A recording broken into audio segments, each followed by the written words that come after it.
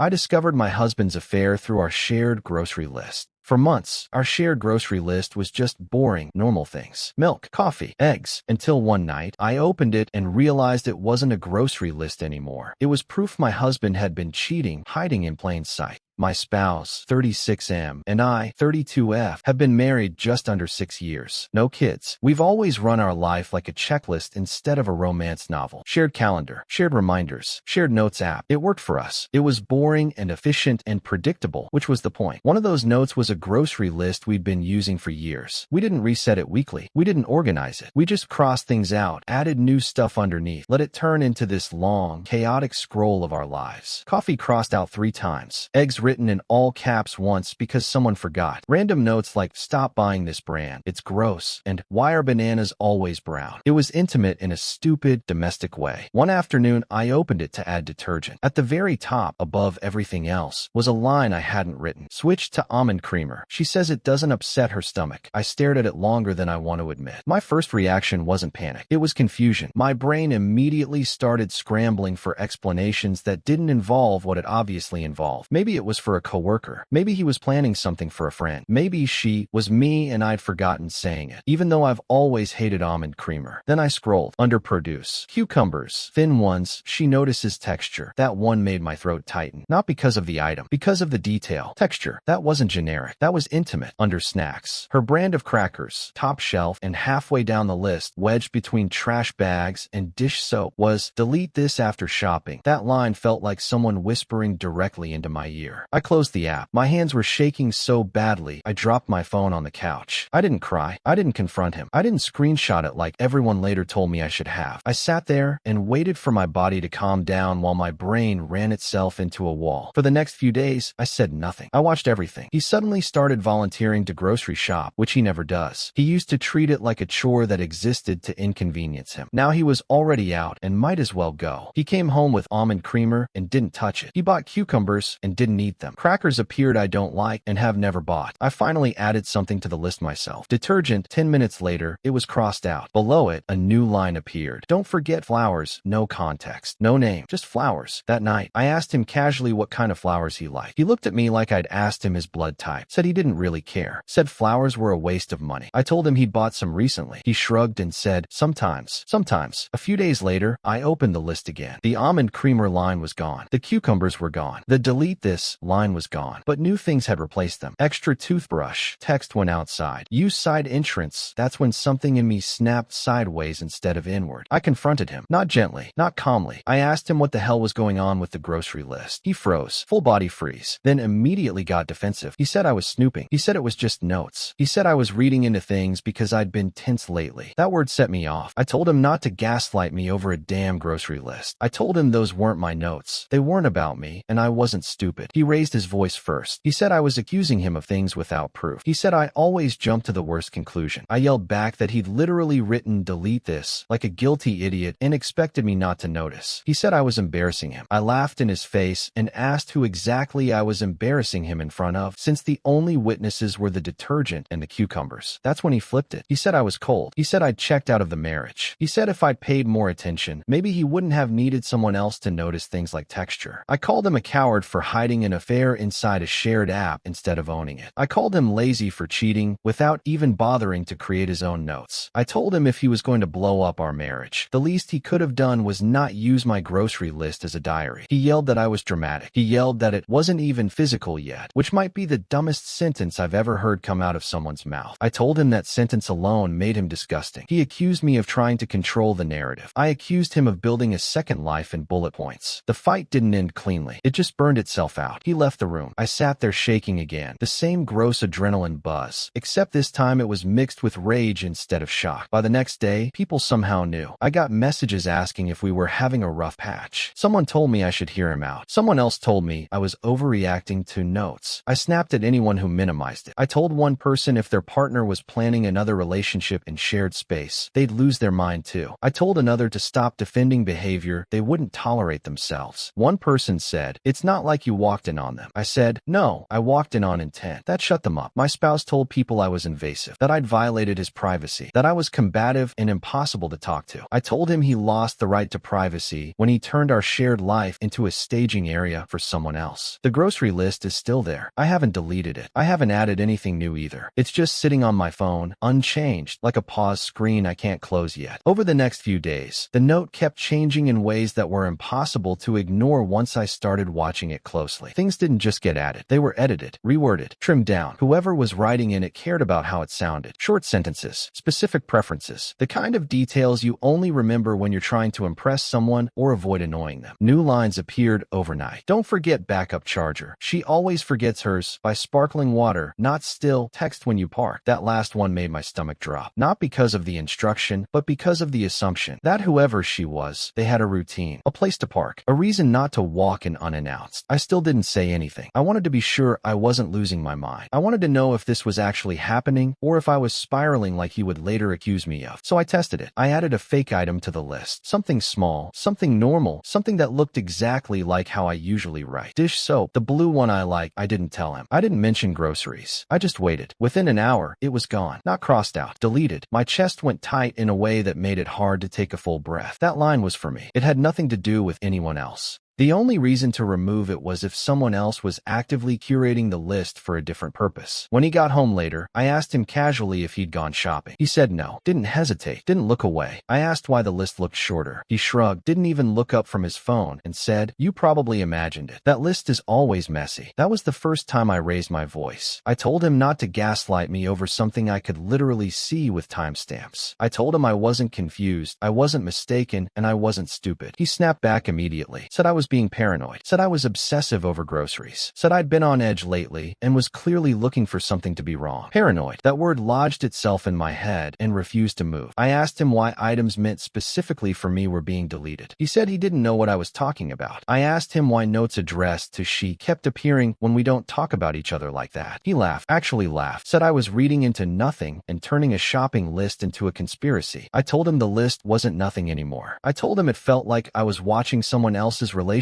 being planned in real time. He raised his voice and told me I was being dramatic. Told me I always escalate instead of letting things go. Told me I had a habit of inventing meaning where there wasn't any. I yelled back that meaning doesn't invent itself. Someone was writing those notes. Someone was deleting mine. Someone was using our shared space like it didn't include me anymore. He told me I needed to calm down. That set me off. I told him not to talk to me like I was hysterical just because he didn't like being questioned. I told him calling me paranoid was easier than answering why he was managing the list like a private message thread. He accused me of accusing him. I said, "You're accusing yourself by refusing to explain." We went back and forth, voices rising, neither of us backing down. He kept insisting it was nothing. I kept insisting nothing doesn't erase itself. At one point he said, "You're exhausting," like that was supposed to shut me up. I told him he was sloppy, that if he was going to lie, he could at least be consistent about it. That deleting things and pretending they never existed wasn't subtle, it was insulting. He called me controlling. I called him dishonest. He stormed out of the room and said he wasn't doing this with me. I shouted after him that he didn't get to rewrite reality just because he didn't like how it looked. Later that night, I checked the list again. More changes, more careful wording, and my fake dish soap never came back. I didn't add anything. I didn't correct anything. I didn't even open it unless I knew he wasn't around. If he was going to curate it like it was private property, I wasn't going to give him the satisfaction of reacting inside. Instead, I watched him. That part was worse than the list. He started doing the shopping alone, which was new. We'd always gone together or split it casually. Now he'd announce he was just running out for a bit and come back with bags I hadn't asked for and items I didn't recognize as part of our routine. He started caring about brands he used to openly mock. He used to grab whatever was cheapest and complain about people who were weirdly loyal to labels. Suddenly he was reading boxes, checking ingredients, putting things back if they weren't the right one. He brought home things we didn't use. Almond creamer showed up in the fridge, front and center. I stared at it for a full minute before saying anything. I asked why we had almond creamer now. He didn't even look at me when he said he was trying to be healthier. I told him it tasted like cardboard and that he'd complained about it for years. He sighed loudly and said I was being negative lately, like that explained everything. That turned into a fight fast. He said every conversation lately felt like an interrogation. I said every answer lately felt rehearsed. He said I was picking fights. I said I was reacting to behavior that didn't add up. He asked me what I was even implying, like he had no idea where this was coming from. So I said it plainly. I said, "You're planning for someone someone else inside something we share. He laughed, not a nervous laugh, not a defensive chuckle, a full, dismissive laugh like I'd just told a bad joke. He said I was reaching, said I'd always been insecure, said I was turning a notes app into a conspiracy because I didn't know how to sit with my own anxiety. That hit a nerve. I yelled that insecurity doesn't invent toothbrush reminders or parking texts or food preferences that don't belong to me. I yelled that I wasn't pulling this out of thin air, and he knew it. He yelled back that I was unhinged, actually used that word, said I needed help if I was spiraling this hard over groceries, said he couldn't even breathe in his own house without me accusing him of something. I told him not to flip this on me. I told him calling me unstable didn't erase the fact that he was acting like a man with a secret life and sloppy enough to let it bleed into our shared tools. He said I was cruel, said I was attacking his character over imaginary evidence, said I was obsessed and exhausting and impossible to reassure. I called him a liar. He said that was rich coming from someone who thrives on drama. I told him the only drama in the room was him pretending not to understand why I was upset while changing his habits, his shopping, and his language overnight. At some point, we were both yelling, not raised voices, yelling, talking over each other. He kept saying I was making things up. I kept saying he was erasing things and then insulting me for noticing. He said, "You're not well lately," like that was the final word. I said, "You're not subtle," and watched his face change. He told me to drop it. I told him I wasn't dropping anything until he stopped treating me like I was imagining patterns that he was actively creating. He stormed off and shut himself in another room. Not slammed, closed deliberately, like he wanted to make a point. We didn't speak for the rest of the night. It began subtly. A friend messaged me out of nowhere asking if I was holding up okay. Another sent a vague "thinking of you" with no context. Then his sister called, voice low and careful, like she was talking to someone fragile. She asked how I was sleeping. I asked her why she was asking. She hesitated, then said he was worried about me. Said he thought I was under a lot of stress and maybe fixating on small things. She suggested therapy, gently, like it was a favor. I asked her what exactly he told her. She said he hadn't gone into detail, just that I'd become very focused on a notes app and it was causing problems, that he didn't know how to help me. That word came up again. Fixation. I hung up shaking. By the end of the day, I realized it wasn't just her. He'd been laying groundwork. People weren't checking on me because they were concerned. They were checking on me because he'd framed me as unstable before I could say anything myself.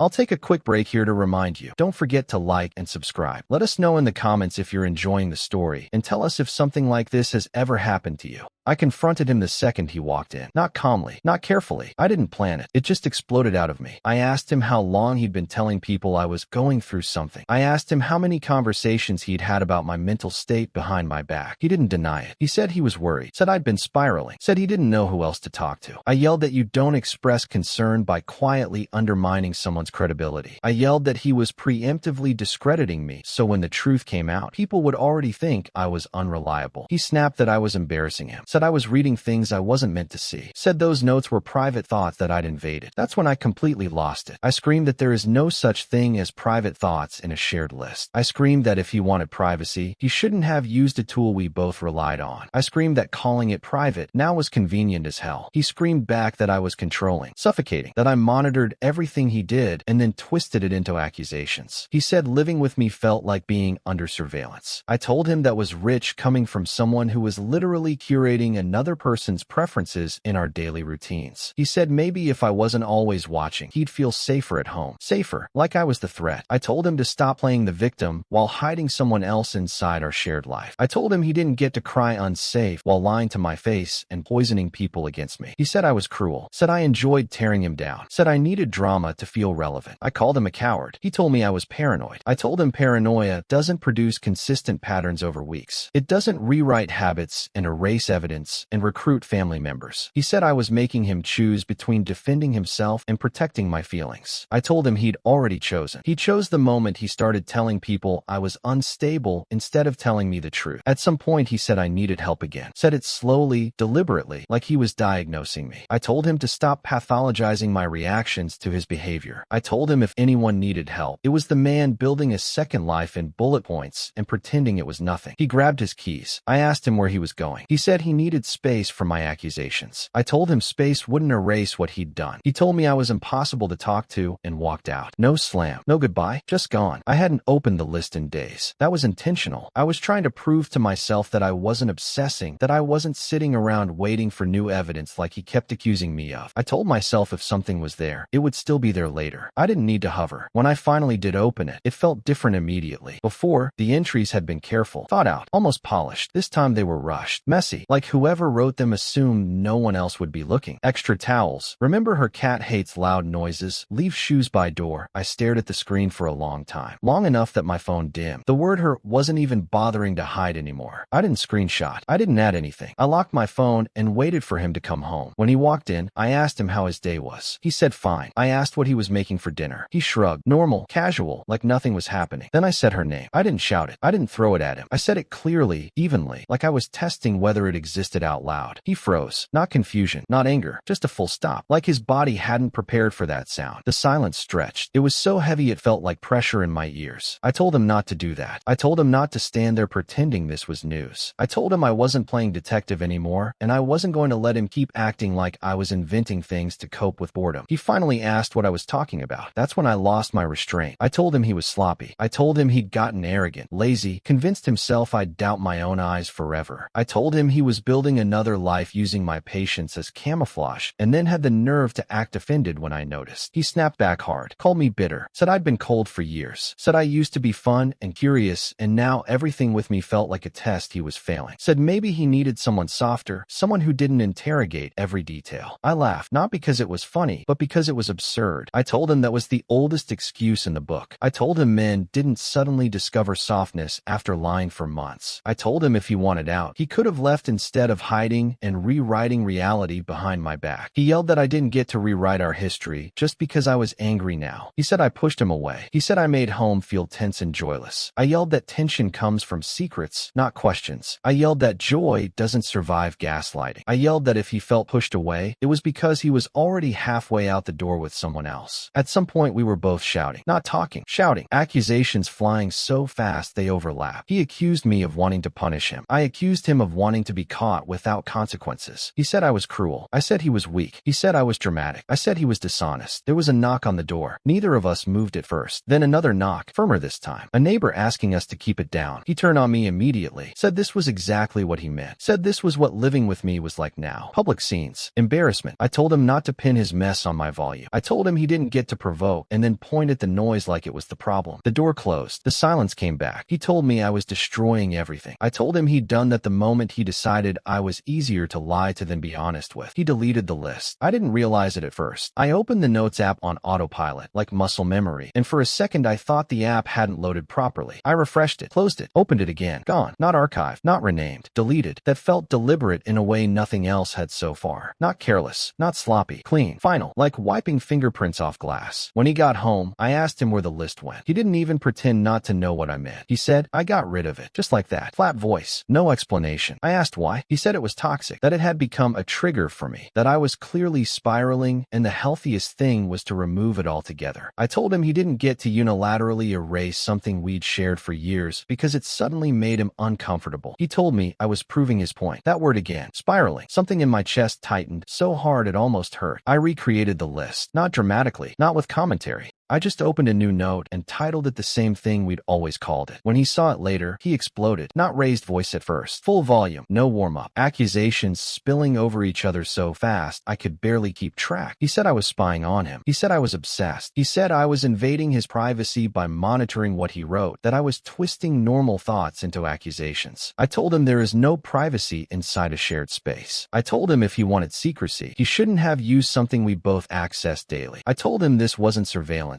It was pattern recognition. He said I was trying to trap him into a narrative, that I'd already decided he was guilty and now I was manufacturing proof. I told him I didn't need proof. I needed honesty. I needed him to stop treating me like an obstacle to manage instead of a person. He said honesty wouldn't fix anything because I'd already decided who he was. I laughed at that. Bitter, sharp. I told him he decided who he was when he started labeling groceries for someone else like it was second nature, when he memorized preferences that weren't mine, when he erased the evidence and then called me unstable for noticing it had existed. He called me dramatic, said I was blowing harmless notes out of proportion, said at worst it was emotional cheating, and even that was a stretch, said I was ready to burn down a 6-year marriage over a notes app. I told him not to minimize it. I told him intimacy isn't measured by physical contact alone. I told him planning, anticipation, secrecy, and routine don't magically become innocent because they fit inside a grocery list. He scoffed, said I was addicted to conflict, said I needed to feel wrong to feel relevant. I told him he needed to feel misunderstood to avoid accountability. He said I was exhausting, that every conversation with me turned into a courtroom, that he couldn't say anything without it being used against him. I told him that's what happens when you lie and then get mad someone notices inconsistencies. At some point, we were yelling again, real yelling, the kind where your throat hurts and words come out sharper than you intended. He accused me of refusing to move on. I accused him of refusing to come clean. He said I was punishing him. I said I wasn't throwing anything away. I said I was refusing to live inside a lie that he kept trying to rename as misunderstanding. He told me I was impossible to reassure. I told him reassurance doesn't come from deleting evidence and calling it care. He grabbed his keys like he always did when he wanted out of a conversation, paused at the door, and said I should really consider talking to someone because this level of fixation wasn't healthy. I told him he should consider how calm he was about dismantling our shared reality and then blaming me for reacting to it. He left. The recreated list stayed untouched. No new entries, no deletions, just sitting there, empty, like a placeholder for something that wasn't coming back. He finally admitted there was someone, not during a calm conversation, not as some brave confession. It came out sideways, like everything else had. We were arguing again. Same room, same distance between us that somehow felt wider every time. I was standing there holding my phone, not even looking at it, just needing something solid in my hands because my body felt like it was vibrating. He said, I didn't cheat on you. I didn't respond right away. He took my silence as permission and kept going. He said it wasn't an affair. That word, apparently, mattered to him. He said it was just a connection. Emotional, supportive, someone who understood him in ways I didn't anymore. That's when I laughed. Not a soft laugh, not a bitter chuckle. A loud, sharp laugh that surprised both of us. It came out of me before I could stop it, and once it started, I couldn't reel it back in. I said, understanding doesn't require toothbrushes. His face changed immediately, tightened, defensive. He said I was being cruel, that I was deliberately twisting things to hurt him, that I knew exactly how to make everything sound worse than it was. I told him calculated people always say that when they're exposed. He said I was punishing him for finally being honest. I told him honesty after weeks of denial isn't honesty. It's damage control. It's a strategic retreat once you realize lying isn't working anymore. That set him off. He raised his voice and said I was impossible, that no version of the truth would ever be enough for me, that I wanted him to grovel, to beg, to destroy himself just to satisfy my anger. I yelled back that I wanted him to stop pretending this happened accidentally, that people don't accidentally learn someone's routines, sensitivities, preferences, that you don't accidentally plan around another person's life unless you intend to be part of it. He said I was making it sound sinister. I said it was methodical. He accused me of turning him into a villain in my head so I could justify how cold I'd become. I told him he didn't need my imagination. He documented everything himself. We were both shouting at that point. No pauses, no listening, just words crashing into each other, voices overlapping, neither of us willing to give ground. He said I was obsessed. I said he was rehearsed. He said I'd been distant for years. I said distance doesn't invite secrecy, it exposes it. He said I didn't make him feel seen. I said he made sure someone else did before even giving me the chance. At some point, his voice cracked. He said he'd felt lonely, that he'd felt invisible, that talking to her made him feel lighter. I told him that feeling lighter doesn't mean you're not crushing someone else under the weight of your choices. He asked if I was going to tell people, asked it like a threat disguised as a question, asked if I was going to ruin his reputation over something he insisted wasn't physical. I told him I wasn't doing anything. I told him I hadn't posted. I hadn't called anyone. I hadn't shared screenshots or explanations. I told him his notes did enough damage on their own. He said I was heartless. I said he was meticulous. That one landed. I could tell by the way he went quiet for a split second before firing back. He said I was reducing him to a list. I told him he reduced our marriage to one. He said I was vindictive. I said he was careful in all the wrong ways. He accused me of wanting to destroy him. I told him I wanted him to stop pretending he was the one being attacked. We screamed until our voices broke, until words came out hoarse and uneven, until yelling didn't even feel like release anymore, just exhaustion. At one point he said, I didn't think it would get this far. I told him that's what everyone says when their private planning becomes public reality. He asked what I wanted from him now. I didn't answer. I didn't leave immediately. That's probably the part people don't expect. After everything, after the screaming, the admissions, the weeks of tension, I still stayed for a few days. Not because I was wavering, not because I needed more proof,